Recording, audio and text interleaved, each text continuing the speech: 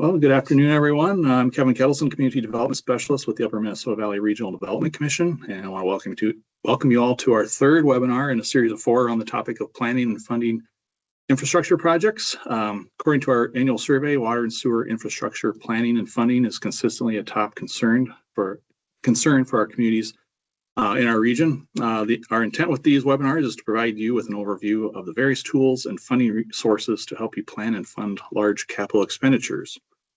So far, our webinars have focused on project planning and budgeting, as well as different types of bonds. If you've missed them, be sure to check out our YouTube page and watch the recordings of those. If you just go search UMVRDC YouTube, it should get you there.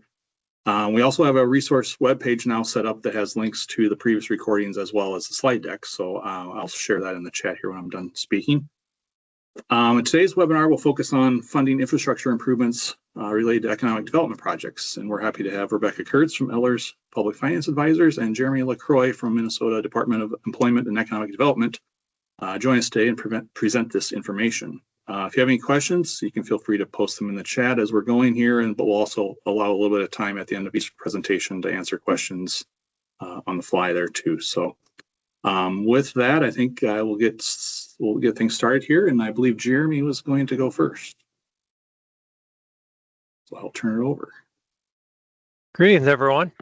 Once again, my name is Jeremy LaCroix. I'm with TEDI. I've been with TEDI for about 20 years. But today we're going to talk about 3 public infrastructure programs that we have here at TEDI, mainly to help rural communities build infrastructure for economic development.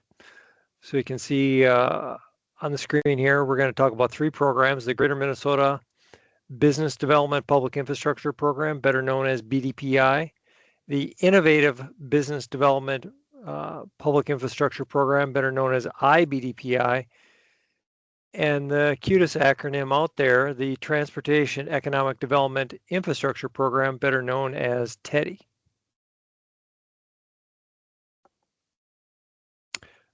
All right, for the Greater Minnesota BDPI program, this is the largest of the 3 programs. It's been around the longest of the 3 programs. And the intent of that program is to stimulate new economic development, and it's for public infrastructure projects that create and retain full-time jobs in the community. We also look at, is it increasing the community's tax base? Will the project be used to attract public and private capital investment? So not only is it economic development, it's creating jobs, it's creating tax base. There will be some private and other public investment other than the state. So it'll provide economic development benefit to the community. So who is eligible to apply for BDPI? It's actually kind of similar for all 3 of the programs. It needs to be a city or a county outside of the 7-county metro area. So it's not the business that needs the infrastructure. It's the city or the county. Townships are not eligible outside of the 7-county metro area. So not eligible are counties and cities within Hennepin, Ramsey, Dakota, Anoka, Washington, Scott, and Carver. There are a few communities that are exception to that within those counties, but for the most part, those counties and cities are not eligible. So eligible industries, this is important because if we're helping you put in a road for an industrial park, you know, the industrial zoning may be a little bit wider in scope than what BDPI is eligible for. So if we help you with public infrastructure, the properties adjacent to that infrastructure need to be manufacturing, technology, warehousing and distribution, research and development, and agricultural processing. Now, the agricultural processing, it used to be that it was just for transforming, packing, sorting, and grading livestock. However, recently We also added plant-based products. A lot of people thought that that was specifically for marijuana, but it is also for other things like vegetables, beets, those sort of things are also allowed now. And BDPI can also be used for speculative business parks. So if you're in a community that wants to build an industrial park, but you don't have any businesses lined up, you're still eligible for this project. Now, of course, we don't recommend that you spend a lot of money, half our money, half your money on an industrial park unless you are confident that you will have people coming there to use it and to help pay for it. So ineligible industries, this isn't an all-inclusive list, but specifically in the legislation, it says retail development, housing, and office space unless incidental. So that office space, if you have a manufacturing facility and there's a little office in the corner, but if it's a huge office building, that is not eligible. So there are some exceptions to the eligibility standards. We added these in within the last 5 years. Up to 15% of it can be used for non-eligible use. Sometimes what we see is an industrial park along a highway, and they want to put a convenience store on the highway. As long as 85% of the developable land is used for a eligible purpose, you're okay. And say you have an industrial park that's sitting there vacant for over 10 years. Hopefully that doesn't happen, but after 10 years, the requirements are lifted and you could put in housing or retail or any other purpose. So BDPI funding right now, most of our funding is provided through state general obligation bonds. We also have a small amount that is provided in the general budget. Right now, we don't have any money. Our balance is zero. In this biennium, which we will be going into the second year of the biennium come July 1st, we have budgeted $2.1 million. So we'll have that. I know we have another project that is going to be canceling and reverting some money. And then we're really hoping that there's going to be a bonding bill this session where there has been different amounts from 2.5 million up to 20 million for BDPI. So if you can get hold of your representatives at the state capitol, tell them to do a bonding bill with BDPI in it. So like I mentioned, up to 50% of the eligible capital costs of the infrastructure can be funded for BDPI. So things that aren't eligible are your preliminary design and engineering, all of the capital costs, so the construction, the engineering to look over the construction, all of that's eligible and we can pay up to 50% of that. Applications are accepted on an ongoing basis. Usually it's kind of first come, first serve. With the lack of funds that we have right now, I'm expecting that we'll have a few applications competing for that 2 million, 2.5 million come July 1st, hopefully more. But if you are looking to get these funds in the short term, I would recommend that you submit an application before July 1st. And there is a limit of up to $2 million over 2 years. So if you apply for $1.5 million and are awarded it, you can't come back and ask for more than $500,000 within a 2-year period. So some eligible activities, what can you use it on? We talked about public infrastructure, but specifically it calls out public water supply systems, wastewater collection and treatment, sewers, drinking water, stormwater systems, utility extensions, and streets. It's important that whoever the applicant is, whether that be the city or the county, it needs to be public infrastructure that is owned by that entity. So usually it's city water sewer, so the city would be the applicant. It can't be for that private where you're tapping into the public infrastructure and going to a building that's usually private, and that is not eligible. So that, I know I went through it quickly. We'll have a little bit of time for questions after here, but that was everything on the Greater Minnesota BDPI. The innovative BDPI is very similar to Greater Minnesota BDPI, except it's available statewide. So those metro area counties are eligible. However, you need to meet the state definition for an innovative business. I won't go through that right now, but within that definition, it talks about using proprietary technology. And innovative BDPI, I highly recommend it, and it's never been used for speculative development, because you don't want to do an industrial park and say only innovative businesses can go in there. That would be very, very difficult to fill up. Right now, there is about a $600,000 balance of innovative BDPI. I don't see any additional funding coming from that in the near future. However, in the long term, it'll probably have ongoing funding, but probably not for a couple years.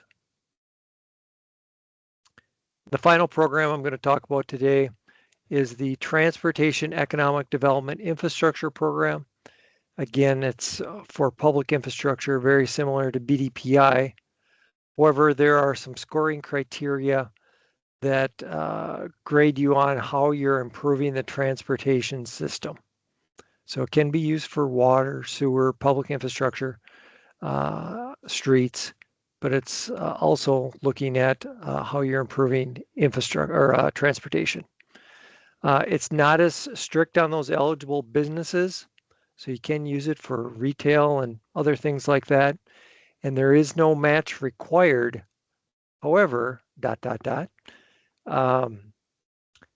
we are scoring you on leverage, jobs created, that sort of thing. So it is a competitive RFP that we usually have once every 2 years. And the next RFP probably, if there is a bonding bill this spring where they fund TEDI, will not be until 2027.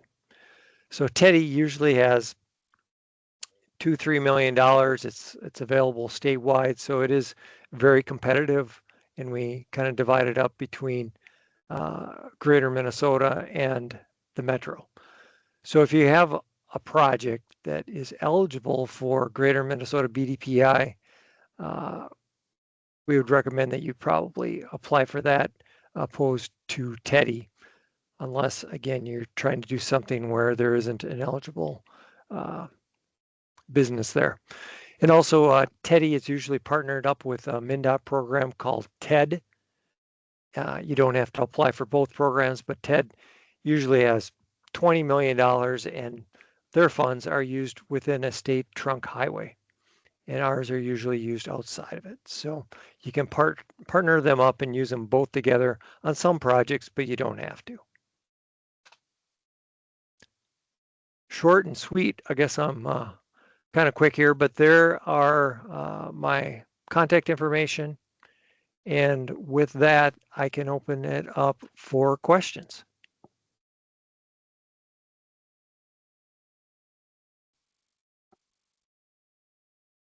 Thanks, Jeremy. Any questions from anyone? I've got a quick question. Jeremy, and some of the projects we worked on before, we did the standard sewer, water, streets. I do have a couple of communities that have city electric. So in the cases where the municipality has their own electric department, then that would be an eligible activity because it's under the city versus a co-op or Excel or some other entity. Yeah, I mean, if the city truly owns it and it's not a co-op or Excel, it could be eligible. Okay.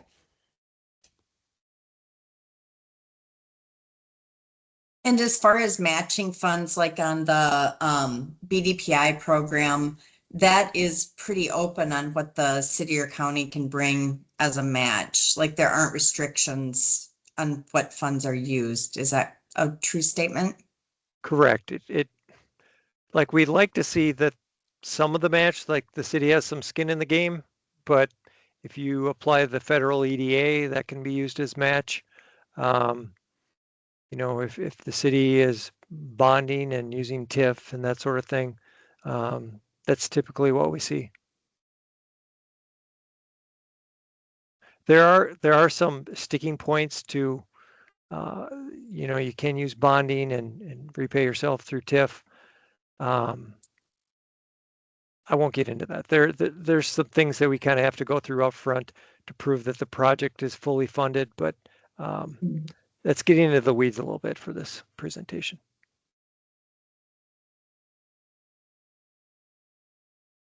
And I do see some people on here, Lisa and Zach, that are familiar with, that have projects out there.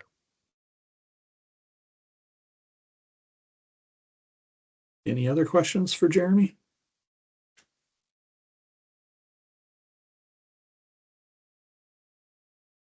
Right, if not, I think we'll turn things over to Rebecca. We'll talk about some local sources of funds, including tax increment and tax abatement, as well as using fund balances and cash on hand. So that may potentially be a good source of match for these programs that Jeremy spoke about. So we'll turn things over to Rebecca. All right. Hello, everybody. Oops. Sure. All right. As mentioned, I'm Rebecca Kurtz with Ehlers. Those of you who have been on the first two sessions, I'm familiar, but we're a municipal advisory firm that works with financing for cities along with economic development. So what I'm going to talk about today, you know, we've talked about in the last session, the improvement or 429 bonds and utility revenue bonds as potential funding sources or ways to fund, I should say, infrastructure. And so today, to kind of build on that economic development theme, I'm going to take a few minutes and talk about TIF bonds, tax abatement bonds, and then just, again, I know we touched on it, but a little bit with like fund balances or cash as an option to fill in any shortfall. And again, for those of you who were on the call or on the discussion last month, this is a quick review, but all of the bonds that we are talking about in these sessions are general obligation bonds. And so what that means is that ultimately, regardless of the revenue source, whether it be that water revenue or if assessments come in improvement bonds, we'll talk about the TIF and the abatement revenue coming in. If they are general obligation bonds, ultimately, in addition to those revenue sources, they would be backed by the city's full faith and credit, which means that the city at the time of issuing the bonds pledges to levy taxes in the event there's any shortfall. One of the benefits of this is that it provides really the lowest interest rate when you go out to the bond market because there is such high security because you've promised to levy taxes in a worst case scenario. But of course, as we talk later about the tax increment and tax abatement bonds, there is a little more risk with these bonds because if a project does not develop the way anticipated and that tax increment or tax abatement revenue is not sufficient to cover the debt service, the city would need to levy, like I said, for the shortfall. Also, just a disclaimer to put up front, if you haven't used TIF and abatement, putting parcels in a TIF district or abating in the economic development term does not impact the valuation or the taxes paid. So if you are looking at TIF or abatement for economic development, the parcel and the development is assessed the same way by the city or county assessor. They pay taxes the same way. These two tools just redirect where or how the taxes are going to be used. So why am I not advancing here? I apologize. There we go. So again, with the infrastructure funding theme, we talked about the special assessments as a possibility, or the 429 bonds. Tax increment captures, and we'll talk a little more if you're not familiar about that, but captures any additional property taxes from new development within a TIF district that could pay for qualified costs. And so that is one of the tools that can be used to pay for infrastructure. You know, an example could be like you set up a TIF district in your industrial park. Maybe you use the BDPI funding for part of your infrastructure. Tax increment from the new industrial building that goes up could be used as a match on that. Well, I'm trying to keep my head above water. I mean, I'm not trying to be a whiner here, but there we go. And then tax abatement is, from the economic development sense, very similar to tax increment, and we'll talk about that in a second here. So quick, I can talk about tax increment. We do a whole seminar on this for a day and a half. I'm going to give you about a minute of tax increment. But what is it? It's the ability to capture and use the increase in property tax revenues from new development on specific parcels for a specific period of time. And what makes it fairly powerful from a city perspective is that while we notify the county and the school district, ultimately, if a council approves a TIF district, you capture the increase in taxes from not only the city piece, but also the county and the school district piece. So as you look at that more graphically, you can see, you know, properties pay taxes today as represented by that blue bar. And that revenue continues to go to the city, county, and school district. When a new building is built, that increase in value, or like the purple triangle, that is the tax increment that can then be directed to, in the example we're doing today, pay debt service on tax increment bonds for infrastructure. And then when the TIF district is completed, shown by the green, the city, county, and school district all receive the full benefit of that increase in development. So how can this tool be used to assist with infrastructure? I think one of the more common examples would be doing an economic development TIF district where you have a new business coming into your industrial park, or maybe you have new housing coming into your community that you need to extend water, sewer, and roads.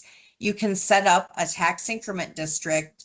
That new development happens, and again, that increase in value could be used to pay debt service on bonds. So you need the money today, you issue a tax increment bond, and then that revenue coming in over time. One of the items with TIF bonds to make it legal is that you really only need 20% of the debt service to be paid with increments. So from a policy decision at your community, you could absolutely issue, for easy math, $100,000 in bonds, but you would only need to have increased value or increased taxes of $20,000 to issue that bond. And so, of course, on the flip side of that, if you don't have adequate tax increment to cover all of the debt service, then you do need to levy taxes to pay that shortfall. I would say with tax increment, it is common, and I think many times the goal is to fund it fully so that you are not levying taxes. But, you know, I would say it also really depends on the goals of the community and the project and, you know, what you're looking to accomplish. And we have those plenty of examples of when there is a little bit of a shortfall to make sure the project can get done and there is a tax levy associated. Tax abatement I will start with saying a horrible term by the legislature. With tax abatement for the economic development term, they still pay taxes. It's still assessed the same way. You can see the definition is very similar. The benefit of tax abatement is there is a little more flexibility from tax increments, so there's not as much oversight. The benefit or challenge, depending on what your entity is and what you're looking to accomplish, is that the difference is with tax abatement, the city, county, and school can all participate, but each of those entities has to hold a public hearing and adopt a resolution to participate. So if a city has a project moving forward, the city can choose to reallocate their portion of the increase in taxes, but the county would have to take the same step and the school district would have to. So at the end of the day, that means you don't generate quite as much revenue if you do not have all three entities participating. I would say from my experience, the cities are usually the driver in using tax abatement.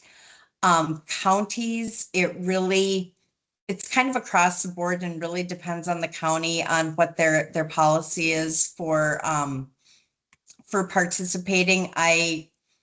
At the risk of overstepping, I would say in my experience with the communities that I've worked with in your region, the county many times has been at least open to a discussion, which is a little different than what I've seen in other regions of the state. And then school districts, we don't see them participate very often. It's hard for schools to participate, and frankly, their area and expertise isn't in economic development. So I think that adds to a challenge. With new housing projects, we do sometimes get an interest from school just because their funding is based on new students coming in. And so if you have new housing that could bring in new students, that sometimes does pique their interest, but a lot of times we don't see the schools participate. One of the differences with tax abatement bonds versus tax increment bonds is that with tax abatement, you have to have abatement or identify parcels that at least can cover the complete amount, 100% or 105% of the debt service annually. So you still typically would put that general obligation pledge on the bonds, but you have to identify at least enough tax revenue to cover the debt service or to cover the principal. Interest could be included in that, but you would not have to have enough parcels or value there to cover principal and interest.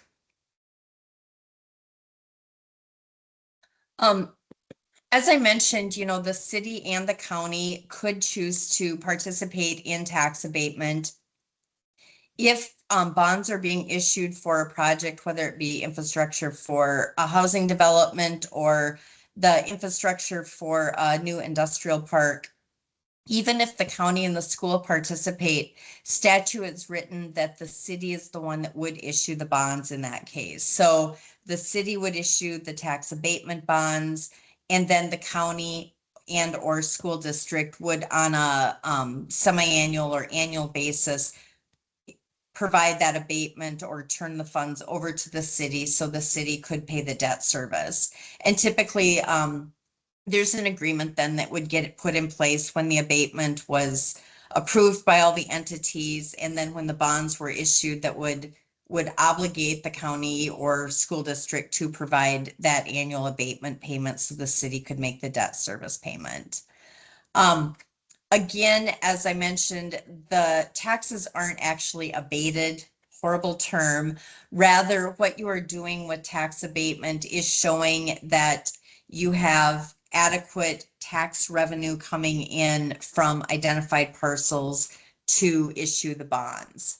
Now, with tax abatement, in an ideal situation, if you have new tax revenue or a new development coming in, such as the industrial park or housing, you could then pledge that increase in taxes to show very minimal impact to your levy in order to pay that debt service on it. So in that situation, it would work very much like tax increment financing would.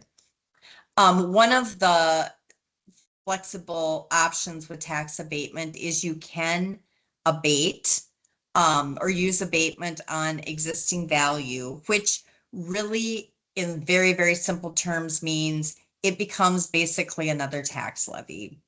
So you would see, and I don't know if any of the communities on the call today have done this, but we do sometimes use tax abatement bonds to fund projects to avoid a referendum. So what I can think of is like a swimming pool, maybe issued under a tax abatement bond, which would eliminate the need to go out for a referendum. You could use the tax abatement authority, and how that moves forward then is it's an added tax levy onto the community.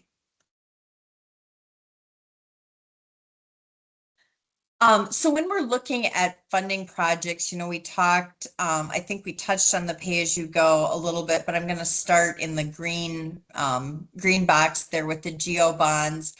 Typically, if we're looking at tax increment and tax abatement, they're a little less common with some of the infrastructure improvements. You know, I think many times we default to knowing that we can use an improvement bond or a water or sewer utility type bond to get those infrastructure improvements done.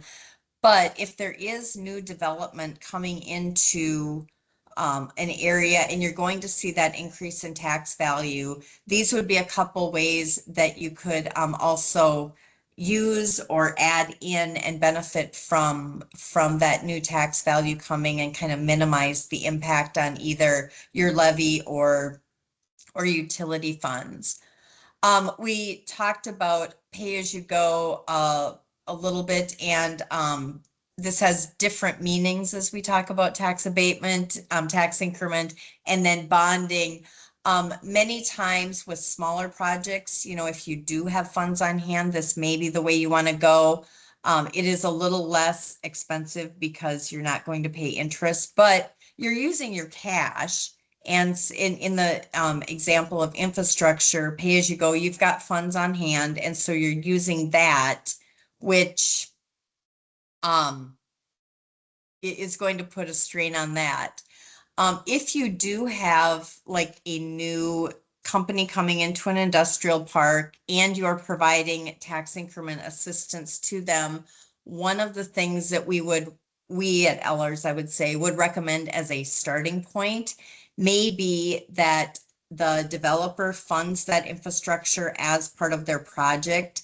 And then you could use a tool like tax increment or tax abatement to reimburse them through a note versus the city taking the risk and bonding for it. So that's another option where you can leverage these tools, but put it on the developer to construct that infrastructure to city specs and requirements, and then turn it over when done. But there would be a way to reimburse the developer over time for those expenses. We touched on this a little bit, but I just want to remind you, you know, fund balances, and I recognize maybe the challenge with even bringing this up, because I know all of our communities right now it's tight times, and we're struggling to figure out how to keep taxes low, get projects done, and still maintain healthy fund balances in case there's an emergency. But you know, if you do have reserves to support some of those expenses, whether it be in your utility or in a general fund or a capital project fund, those are sometimes options that you could use to avoid needing to issue debt for it. As we talked about, I think in the first session, we focused on it, is really, you know, making sure though, before you use any of those reserves, that it truly is money that you are comfortable and can afford to spend, knowing you may not replenish those reserves immediately. So just before you spend those dollars, making sure that you do have some type of long-term financial plan, understand what your fund balance requirements are, just really have those policies in place before spending that cash. With that, though, again, just for some definitions, if you are using internal monies, a lot of times we refer to that interfund loan or internal loan, where maybe you have your utility fund loan money to, or your utility fund, yes, loan money to your street fund to help build that road. And then over time, funds can come back and repay that utility fund. And so that is also an option, you know, if you have significant cash balances, and that allows you to use those cash balances, earn a little interest, because as you repay those funds, you can charge yourself interest, and then kind of revolve them through. Again, it does require having extra funds on hand if you are looking at those internal loans or loaning from one fund to another fund to get projects completed. I know Jeremy touched on this, and I'm not going to go into a whole lot of detail Jeremy touched on with some of the state resources out there, but I did want to just share this from put it in your back pocket as some of the other groups where if you are looking for grants, there may be grant funding. With all of that, I would say grant funding is hard, especially when you start looking at some of the federal programs and other organizations out there. In my opinion, DEED is DEED and PFA are easy organizations to work with. You know, at our state as we're looking for grants, but depending on your project, you know, there may be other resources that also can be added to some of the programs that you might be able to access through DEED, PFA, or other state agencies. You know, but with that, I think, and Jeremy alluded to this, the grant funding is sometimes competitive, usually limited. And so, you know, it really takes some planning in advance, making sure you get those applications in place, understanding or making sure you have your controls in place so that when you get the funds, you can do the right reporting and accounting as needed when the agency and Jeremy and others come to just make sure that you are following the requirements per the agreement that you have in place. And I would say, you know, depending on the programs that you're using, I think there is sometimes a benefit to reaching out to other experts, whether it be your colleagues who have used those programs, or maybe it is engineers or other consultants as you look at figuring out how to get your applications done, because they probably do have some experience with that. Reach out to the grant applicants or the agency that is hosting the application, because I think I can speak for Jeremy on this based on just my experience with DEED and with PFA, which I know you'll be addressing or talking about next month. They're more than happy to help walk you through and answer questions on your application, you know, to make sure that what you're putting together is going to be a good, solid application. And again, they can't guarantee anything, but making sure that at least when it goes through the application process, it doesn't get kicked out immediately because you missed a big piece of it. And then, of course, always understanding what those terms are when you do receive a grant, or as you're going into the application process, to make sure your project truly fits what you're applying for with grant funds. I think as final thoughts, there's never a free lunch. I think that especially with DEED and PFA, there are some great opportunities that you can leverage your limited resources and get some of your big projects done.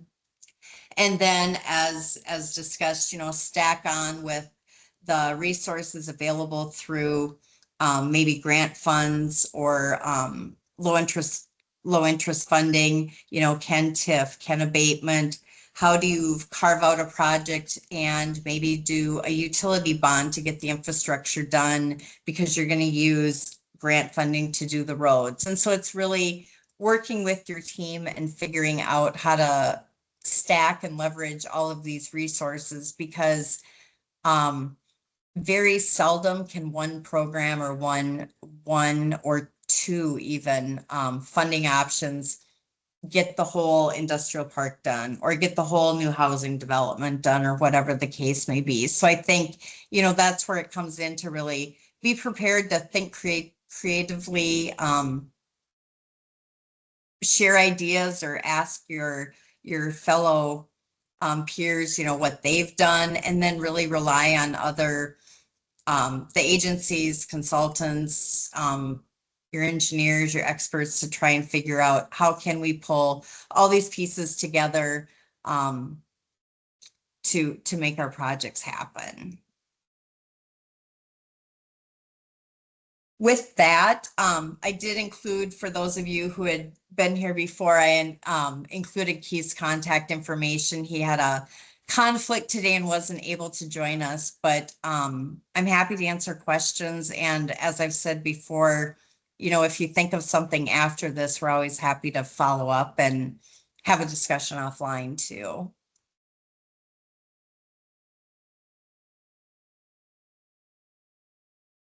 Well, thank you, Rebecca. A lot of good information there. Anyone have any questions?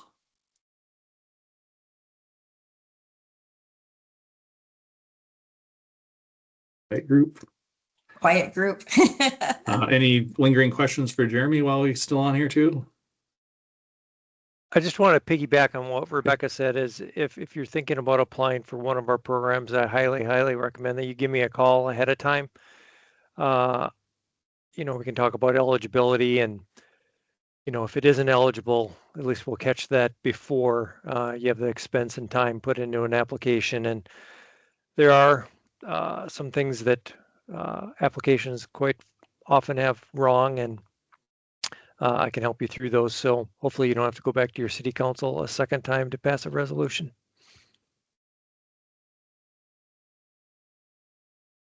Yeah, our agency is also available to help with any applications too. So I'll throw that out there as well. And any other questions? If you're thinking of any other questions, I just wanted to mention that we do have one webinar left, be coming up next month.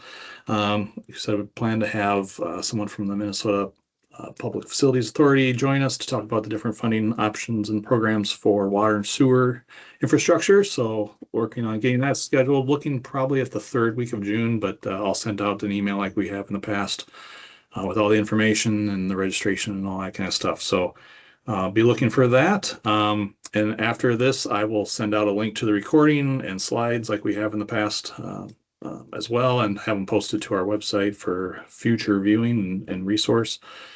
So I guess if there are no other questions, I'll let you enjoy the last 15 minutes of your lunch hour here maybe, and enjoy that beautiful weather outside. So thanks everyone for joining us today. Thanks again, Rebecca and Jeremy, for sharing that great information, and hope to see you all next month. Thank you. Yeah, thanks.